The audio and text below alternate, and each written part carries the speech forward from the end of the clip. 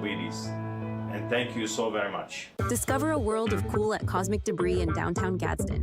Whether you're searching for smoking accessories, funky t-shirts, or hippie clothing, we've got it all. Explore our unique jewelry, immerse yourself in the scents of our incense, and dive into our collection of new and used vinyl, CDs, and DVDs. From the groovy to the eclectic, Cosmic Debris has everything funky and cool. Visit us today and step into a world of cool at Cosmic Debris. I'm Alan Parnell with Parnell Insurance Agency. We've been here in Oxford and Alabama, Tallapoosa, Georgia since 1990. With Auto Owners Insurance, we're able to give customers competitive pricing along with excellent coverages. Parnell Insurance can handle all of your personal, commercial, and life insurance needs. We have a very experienced staff, both personal and commercial. All together, we've got about 125 years experience.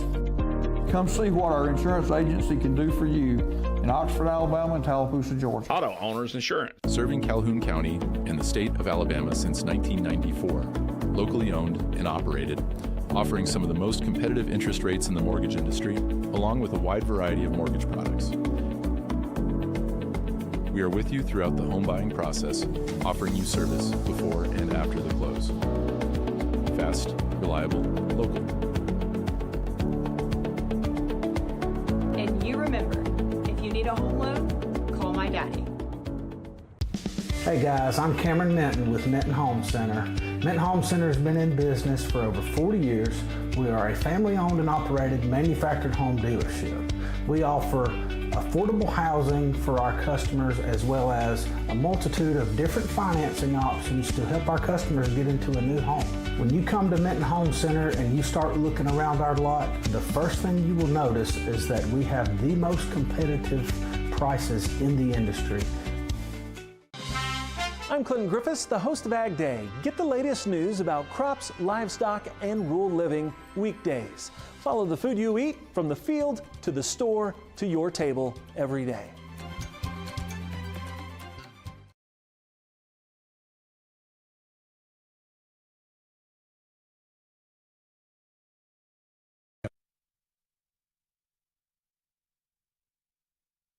Good evening and welcome to the TV24 News. We are proud to partner with the Anniston Star to bring you the latest and most comprehensive news from around our region. Stay with us for the stories that matter most, brought to you by the trusted journalism of the Anniston Star and our dedicated team here at WEAC TV24.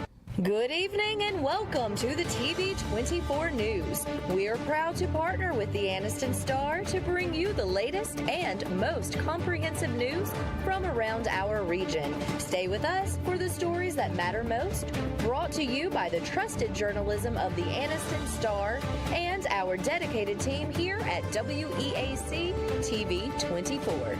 Well, hello, I'm Dottie Rimpsey, and here's the news for Tuesday, November 12th, 2024. Well, construction on the 6.5-mile extension of the Chief Ladaga Trail is progressing. That's according to city officials. The trail is set to open early next year and connect with Anniston's Amtrak station to Georgia's Silver Comet Trail, creating the longest paved pedestrian path in the United States at over 105 miles. Recent work included laying asphalt, setting concrete footings for 2 bridges, and grading the 47th Street crossing. Anniston's planning director says favorable weather and teamwork have kept the project on schedule. With the trail's completion offering expanded recreational and tourism opportunities across Alabama and Georgia, the extension will bring the trail's total length to 39.5 miles. And 11 Annistonians, that is, are vying for the Ward 1 City Council seat following Jay Jenkins' resignation just last month. You see, Anniston Mayor Jack Draper announced interviews for the candidates, and that will be held this week at the City Meeting Center with a council vote set for November the 19th. Now, if no consensus is reached, additional votes will occur in December. The new council member will serve until 2025. Candidates include Steve Thomas, Diana Michaels, John Squires, Lewis Downing, Andy Hatley, Donna Satterley Ross, Benjamin New, Angela Fears, Justin Allen Hall, Scott Glaze, and yours truly, myself. The high number of applicants reflects growing political engagement in the city. Interviews will be open to the public. Well, Jacksonville State University has set its 4th consecutive enrollment record this fall, reaching nearly 10,000 students. President Don C. Killingsworth told the Anniston Kiwanis Club that the growth reflects the opportunities Jack State offers, with many students drawn from a 15-county area of Alabama and beyond. The university has invested well over $400 million in infrastructure improvements, including new dorms, dining halls, and athletic facilities. Jacksonville State is also expanding its academic offerings with new programs in nursing, education, and law enforcement. And the city of Anniston, of course, the city council will review a proposed change to the polling location for Ward 2 municipal elections, moving it from the Refuge 2 Church on McElroy Avenue to the Anniston Fire Training Center on McClellan Boulevard. Now, this change will be discussed at the December 3rd council meeting.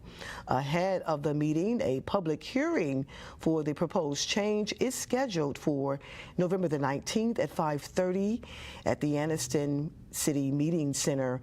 Residents can provide feedback in person or submit written comments to the city clerk. The change aims to provide Ward 2 voters with a more accessible location with modern amenities. And the Alabama Department of Transportation has awarded Anniston Regional Airport a grant package of well over $300,000 to update its master plan. The funding includes a well over $304,000 federal grant, over $16,000 from the state, and over $16,000 local match from Anniston. The updates will guide infrastructure improvements to support regional transportation and commercial needs. With an over 7,000-foot runway, the airport accommodates large aircraft and supports industries like the Anniston Army Depot and Jacksonville State University. The plan updates will help enhance the airport's role in economic development and regional accessibility. Now, for more information, you can visit the City of Anniston's website. And the Salvation Army's annual Red Kettle campaign kicked off in Anniston last Thursday, aiming to raise well over $75,000 to support local services like food, shelter, and crisis relief for more than 2,000 families. The campaign, which dates back to 1891, provides critical support during the holidays and throughout the year. This season, the Salvation Army is keeping up with the times. They're offering new donation options, including Apple Pay, Google Pay, and credit cards at Kettle locations. Red Kettles will be set up at local storefronts until Christmas Eve. Now, for more information or to volunteer, you can visit AnnistonKettle.org or give them a call at 256-236-5643. And it's now time for your Community Spotlight. Hi, welcome to Let's Talk About It, the Mental Health Minute version. So today's topic will be the need for counseling as it relates to children and mental health. So let's unpack some of the signs. Well, first of all, you know, you don't think about kids and mental health, especially when it comes to a younger age, but it's very important to be able to pick up on the signs. So we're going to take a quick deep dive into it really quick. So the first sign is that child not getting the best of sleep. They might be up at random times of the night and they might wake up and just not feeling like themselves. Another one is they might complain about stomach aches. That's something that a lot of people don't consider because they usually associate stomach aches with food, having issues with food, but that can also be a sign that they're dealing with some type of stress or anxiety. Another one is they're not interested in playing with children when they typically are. So that's something that is very important to be mindful and watch as well. Another one is they might struggle academically when typically they have done well in school. So it could be a situation where it's just new material that they're not getting right away, or it can be a sign of something else, and it might be anxiety or depression or just a situation that they're going through. Another one is they can't sit quiet. They're just kind of fidgeting. They're moving all over the place. And you ask them what's going on, and they just really can't tell you. So that's another sign to pick up on. And also, they might repeat their actions and just check things over and over again, and it's just becoming more repetitive, and this is something that they're not typically used to doing. So if you see these symptoms in your child or someone that you know, just assess the situation, and also if it persists or lasts longer than 2 weeks, you might want to consider having them assessed and seeing someone, and that way you can utilize different types of therapy resources. You can talk to a teacher, but it's just very important to get that information out. Thanks for staying tuned with us, and we'll see you next time. Come out and check out the Alabama Tractor difference. We can take care of all your needs of parts, sales, and service for RTVs, zero turns, and tractors and construction equipment. See us here in Lincoln at 620 Speedway Industrial Drive. Or come visit us here in Asheville at 275 6th Avenue, or give us a call at 205-594-7000.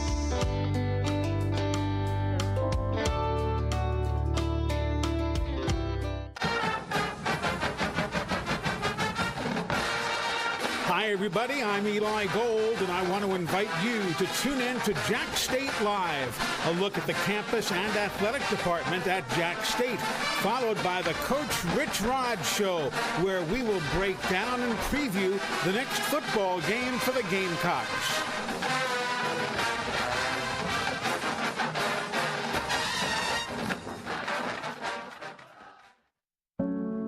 I want to live. The leading cause of death of young Americans like me is gun violence, and oftentimes tied to substance misuse. NBA, NFL, NCAA, most of you look like me, and our communities need you now more than ever. Let's make I Want to Live more than just a hashtag. Let's make it a movement. I am a baller against bullets.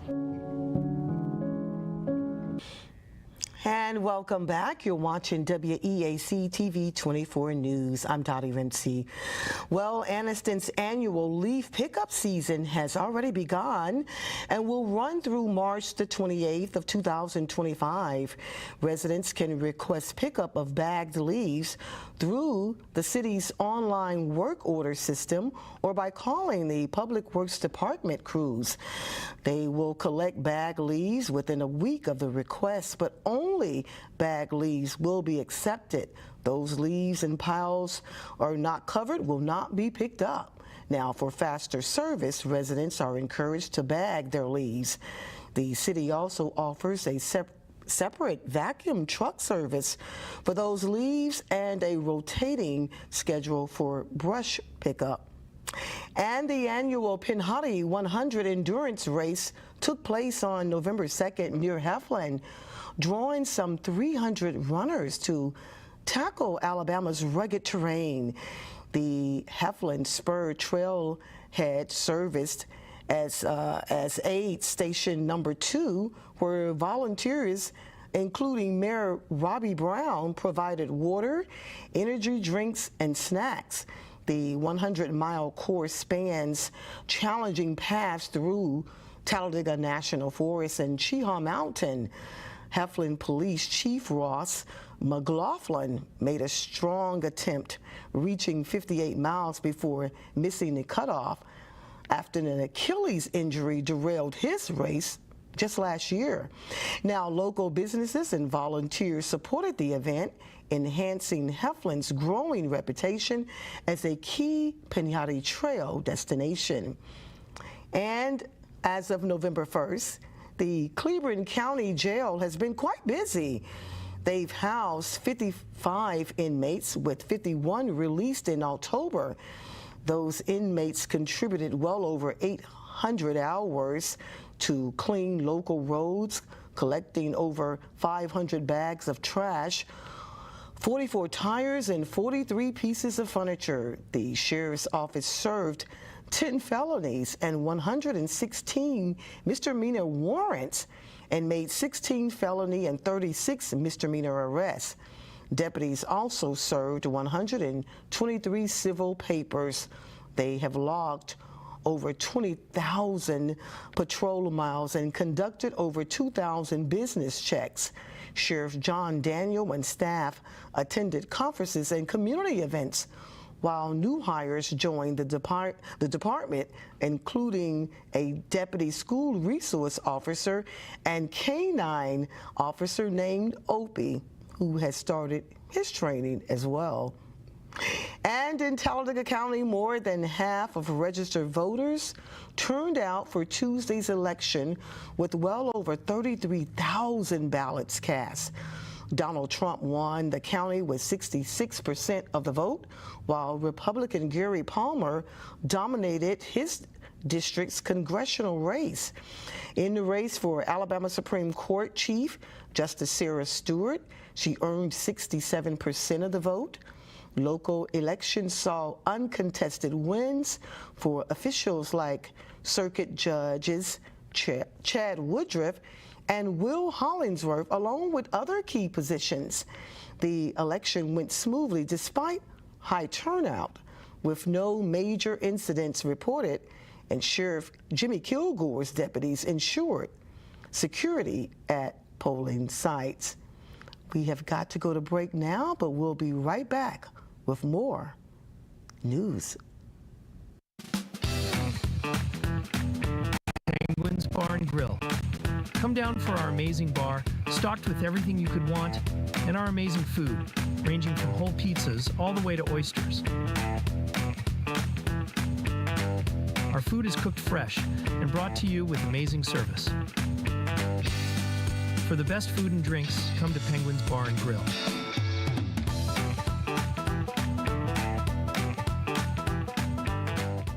Hello, my name is Bob Couch, and I'm the owner of Couch's Jewelers. We are your destination for engagement rings, wedding bands, and anniversary and birthday gifts. We offer a wide selection of the best value diamond jewelry and engagement rings.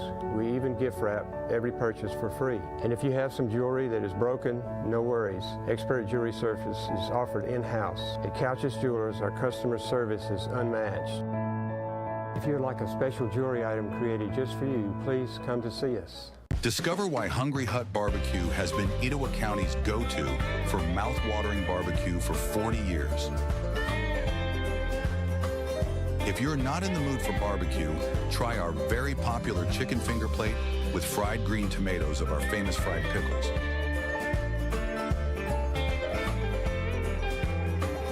And don't forget about our drive-thru. Come down to Hungry Hut's Barbecue today. Hello, I'm Ellen Tibbetts-Hurst with your WEAC TV 24 Sports. The Jacksonville State University top-ranked Gamecock bowling team defeated Maryville University 4-2 in the championship best-of-7 Baker match to claim the crown at the Lady Jack Classic. They are a perfect 2-0 with this tournament win. O'Brien and Warkle were named to the all-tournament team, and Warkle was third in the tournament in average at 225, and O'Brien led the tournament at 230. The Gamecocks returned to action on November 22nd in Howell, New Jersey at the Garden State Classic. The Jack State Gamecock football team came up with a win against the La Tech Bulldogs this past Saturday night with a score of 44-37 in overtime and became bowl eligible. Again, the first program in 26 years to qualify for a bowl trip in each of its first 2 FBS seasons. A stunned crowd of 16,000 witnessed a Hail Mary by quarterback Tyler Huff that was snatched out of the air by Cam Bond at the end of regulation to tie the game. Even the homecoming king was stunned. Check it out. The extra point was no good, which led to overtime. Trey Stewart scored on an 11-yard run in the extra period as Jack State pulled off a miraculous victory over the Bulldogs at Soggy Joe Elliott Stadium. J-Rock had the game-clinching sack as La Tech's quarterback went down to end the game. Jack State's Hail Mary play made the Pop-Tarts Crazy Good Play of the week. But the Gamecocks' 6th straight victory has them focused on a more important postseason appearance, the Conference USA title game on Friday, December 6th at the home of the regular season champion. Jack State, which is 6-3 and all over in season, and 5-0 in Conference USA play, maintained its spot atop the league standings with 3 games remaining, including a showdown at Conference USA co-leader Western Kentucky on November 30th. The Gamecocks will face Florida International University this Saturday at Burgess Snow at Amherst Stadium. Kickoff is set for 1 o'clock. So much going on this week in Jack State athletics. Just look at the schedule. You have volleyball, football, rifle, cross country, and basketball. Jacksonville State women's basketball team won their first official game at the Pete Matthews Coliseum of the 24-25 season on Saturday afternoon. The Gamecocks were able to defeat Southern Utah 77-58, and the Lady Gamecocks improved to 1-1 on the year. Jack State's next game up will be at South Carolina State on Friday, November 15th at 6 p.m. Central, 7 p.m. Eastern. The men's team traveled this past weekend in the snow to the Air Force Academy in Colorado. The Gamecocks led by as many as 11, but was outscored 51-37 in the second half as Air Force handed the Gamecocks their first loss of the season, 73-67 on Thursday. The Falcons outshot Jack State beyond the arc, making 6 more threes in the Gamecocks' road opening contest. Jerron Pierre Jr. poured on 19 second-half points on 7 of 10 shooting in the second half to finish with a team-high 21 points. Pierre also finished the contest with 4 assists and 2 rebounds. Cotton joined Pierre as the only other Gamecock in double figures, finishing his day with 10 points before fouling out with just over 9 minutes remaining in the game. Marcellus Brigham Jr. finished the day with 5 points and 8 rebounds, while Mason Nicholson was Jack State's 3rd leading scorer with 9 points. Jack State returns to action on Wednesday, November 13th, welcoming Georgia State to Pete Matthews Coliseum at 6 o'clock. And speaking of basketball, I had the pleasure of speaking to and interviewing Coach Tommy Wade, Jacksonville State University's assistant men's basketball coach. Well, he just retired, which leads me to today's Tibbetts' Tidbits. This will be a 2-part tidbit, and today I will talk about my conversation with Coach Wade, and then Thursday we will talk about the conversation I had with one of his former players that is now playing in the European League. Well, now for part 1. After 8 seasons with the Jack State men's basketball program, assistant coach Tommy Wade announced his retirement this past week. Wade served as an assistant for head coach Ray Harper at Kentucky Wesleyan, Oklahoma City, and finally Jacksonville State. With 40 years experience, Coach Wade's resume is very impressive. My entire tidbit could be on that alone. I mean, he has around 20 championship rings. So just take my word for it and Google it if you must. Coach Wade has dedicated his career to building relationships with players, parents, coaches, and fans. At Jack State, he was part of building a winning culture. When he and Coach Harper started, the players believed in them, and they won. They have about 15 to 16 former players playing in the pros overseas, one we will discuss on Thursday. Coach Wade stated, quote, "I was part of that winning tradition since JSU was Division I. Leaving a program better than when I arrived is a success," unquote. He's had a lot of success with the relationship he has with head coach Ray Harper. He stated that coming to JSU was a challenge and they took it on. Averaging 20 wins a season is very hard to do. But at Jack State, they accomplished just that. They raised 2 championship banners in the Pete, established respect, and Coach said, quote, "JSU is relevant. People all around the country know Jack State Gamecock basketball and know who we are," unquote. He stated that a great memory of winning was the OBC championship in 2016, right after coming to JSU and going to the big dance. The one thing he is most proud of was the fact that in the 8 years he was at JSU, they had a graduation rate of 95%. He stated that JSU invested a lot into the Learning Center of academics in the library to help the athletes. Athletes consume so much of an athletes' time, that doing this, well, he said, quote, "It was a great thing JSU did," unquote. Coach told me that he is a people person. That is what made him so good at coaching and recruiting. He loves meeting good people. Coach Wade said that although he was good at recruiting, it is just so very different now. He enjoys seeing young boys coming into the program and leaving as young men, being so proud of their growth when you see them grow over the 4 years they are with you. But the transfer portal and NIL has changed all that. Coach Wade told me sometimes you have them for only 8 months and then you don't see them anymore. They move on to another school, chasing the dollar or whatever they think the reason why the grass is greener on the other side.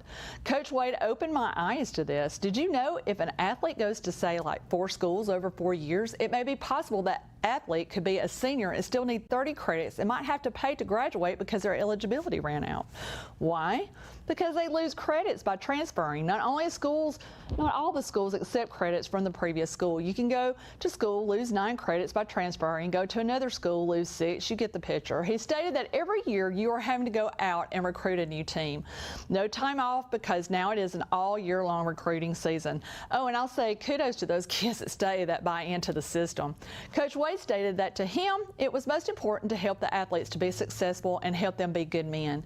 Yes, relationships mean something to Coach Wade. He was taught that they matter, and he says they seem secondary now. He stated, quote, "We all have to adjust to the system, but I like the old way better, and it is not coming back. I'm going to miss JSU. It is one of my favorite places to be. I'm going to miss practice, competition, the camaraderie of coaches, the relationships. That is a different landscape now," unquote. Yes, Coach, it is. And JSU's landscape will be much different without you in it. And although you won't miss the bus trips, flights, or hotels, I just want you to know we will miss you. The Gamecocks will miss you. I would end here and say thanks, Coach, and I will later on, but I will continue this story Thursday with part 2 of Tibbetts' Tidbits, Coach T. Wade edition. I'm Ellen Ann, and I approve this message. And make sure to tune in Thursday for part 2 and write me at ellen@tv24.tv with your sports stories. Include your name and address, and if I write about it, I'll send you one of these shirts. And until next time, sports fans, I'll see you Thursday.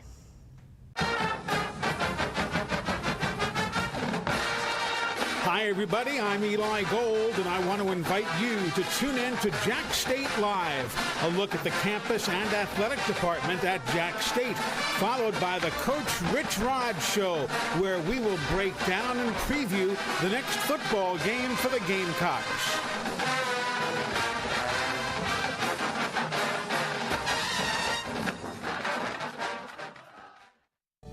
At Southern States Bank, we pride ourselves on being your bank. We're your neighbors and involved in the community. We're the bank featuring the Southern Rewards checking account, a cashback account with no ATM fees.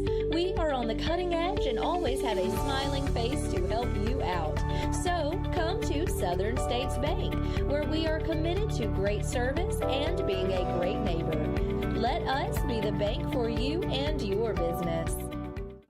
I'm Alan Parnell with Parnell Insurance Agency. We've been here in Oxford and Alabama, Tallapoosa, Georgia since 1990. With Auto Owners Insurance, we're able to give customers competitive pricing along with excellent coverages. Parnell Insurance can handle all of your personal, commercial, and life insurance needs. We have a very experienced staff, both personal and commercial. All together, we've got about 125 years experience. Come see what our insurance agency can do for you in Oxford, Alabama, and Tallapoosa, Georgia. Auto Owners Insurance. And it's time now for your local area weather. Good evening. Here's your weather outlook from tonight through the weekend. Starting with tonight, we'll see a few passing clouds with temperatures dropping to a low of 55 degrees. Winds will be from the east at 10 to 15 miles per hour, and humidity will increase to around 77%. Looking ahead to Wednesday, it will be a mostly cloudy day with a high of 65 degrees and a low of 55. Winds will be coming from the east-southeast at 13 miles per hour with a slight 24% chance of rain, so it should remain mostly dry. On Thursday, expect a few morning showers as temperatures reach a high of 66 degrees before cooling down to 45 degrees in the evening. There's a 52% chance of rain in the morning, and winds will shift to come from the northwest at around 8 miles per hour. Skies should clear up later in the day. Friday will bring us plenty of sunshine, with cooler temperatures reaching a high of 65 degrees and dropping to 41 overnight. Winds will be gentle from the north at 7 miles per hour, and rain chances remain very low at only 8%. As we move into the weekend, Saturday promises more sunshine with a high of 68 and a low around 42 degrees. Winds will be light, coming from the north-northeast at 3 miles per hour. And finally, Sunday will be partly cloudy with a warmer high of 72 degrees and a low near 47. Winds will shift slightly to come from the southeast at 4 miles per hour with just an 8% chance of rain. That's your forecast for the rest of the week and the weekend. Enjoy the sunshine and cooler temperatures as we head toward the end of the week, and have a great weekend ahead. That's your TV 24 weather. Stay tuned. Serving Calhoun County and the state of Alabama since 1994. Locally owned and operated, offering some of the most competitive interest rates in the mortgage industry, along with a wide variety of mortgage products. We are with you throughout the home buying process, offering you service before and after the close. Fast, reliable, local. And you remember, if you need a home loan, call my daddy. Good afternoon, I'm Dr. Olobidi. I would like to welcome you to our clinic, which is virtually your clinic. We strive to provide a family environment from our nurses as well as the practitioners we have in the clinic to serve you and your family members. We pride ourselves for having state-of-the-art facility here in the clinic to include ultrasound, fibroscan, to check on your liver. We welcome you in our clinic, your clinic, at Dr. Olobidi's. And thank you so very much. And be sure to tune in each night for the TV 24 News at 5 p.m. I'll be here on Tuesday nights, and have fun with Courtney on Rise and Shine every weekday morning at 7:30 a.m. Thank you for watching the TV 24 News. We're signing off now from Oxford, Alabama. Have a great night, everybody.